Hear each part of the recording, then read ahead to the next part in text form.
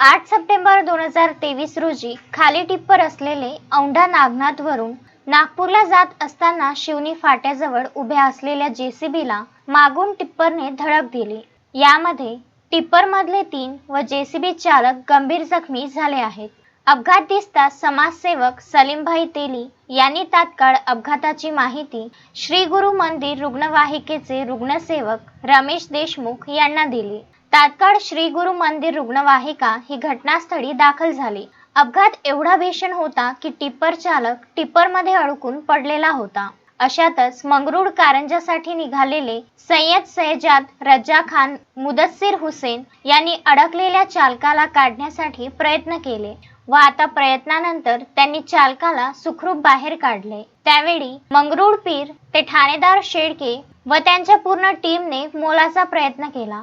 यांच्या सर्व प्रयत्नांमुळे चालकाचे प्राण वाचले व तात्काळ जखमींना उपजिल्हा रुग्णालय कारंजा येथे दाखल केले। येथील वैद्यकीय अधिकारी डॉक्टर चव्हाण यांनी त्यांच्यावर प्रथम उपचार करून पुढील उपचारासाठी अमरावती येथे पाठविण्यात आले।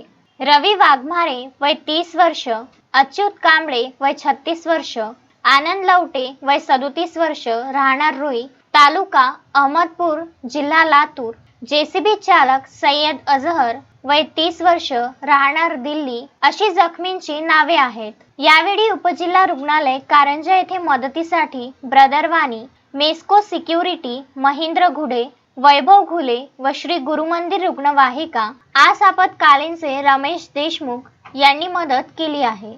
अक्षय लोटे, विदर्भ न्यूज, कारंजा लाड।